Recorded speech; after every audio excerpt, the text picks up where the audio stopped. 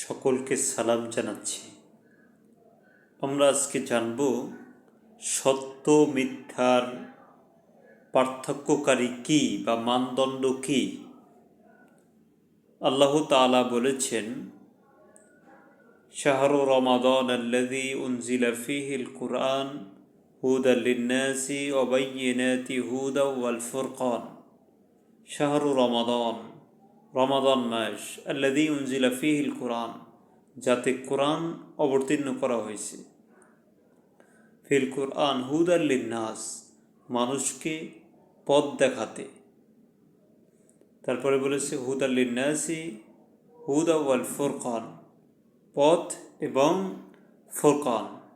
সে কোরআন কি মানুষকে সত্যের পথ দেখায়, হেদায়েত দেখায়, এবং ফুরকান সত্য মিথ্যার পার্থক্য সৃষ্টিকারী।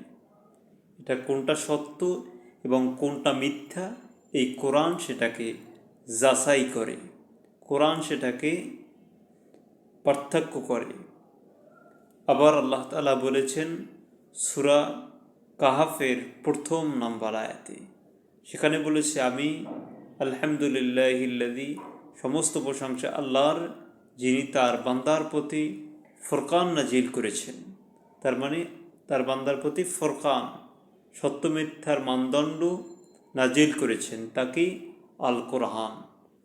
পৃথিবীতে আমরা জীবন বিধান ধর্ম পালন করতে গিয়ে কোন জিনিস দিয়ে আমরা সেটাকে পালন করব, কোন জিনিস দিয়ে আমরা সেটাকে জাস্টিফাই করব, সেটাকে বলা হয়েছে ফুরকান, মানে আল কোরআন। তারপরে বলেছেন, হে ঈমানদারগণ, তোমরা যদি আল্লাহকে ভয় করে থাকো, মানে আল্লাহকে যদি ভয় করো, আল্লাহর কথা অনুযায়ী চলো, অন্যায় না করো, যেখানেই থাকো না কেন আল্লাহ তোমার সাথে আছে, এটা যদি মনে করো, তাহলে আল্লাহ তাআলা তোমাকে সেই ফুরকান দান করবেন। এই কোরআনের যে ফুরকান, সত্য মিথ্যার যে পার্থক্য কে করতে পারবে?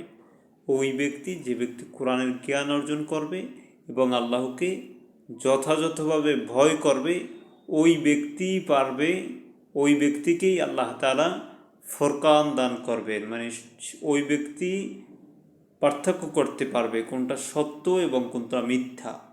এই জন্য আমাদেরকে সৎভাবে চলে আল কোরআন অনুযায়ী সেখান থেকে কোরআন থেকে আমাদের জ্ঞান হাসিল করে সেটা আমাদেরকে বাস্তব জীবনে মানতে হবে।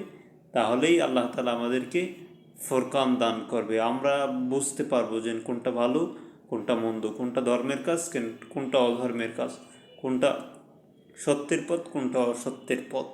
আল্লাহ আমাদেরকে তৌফিক দান করুন।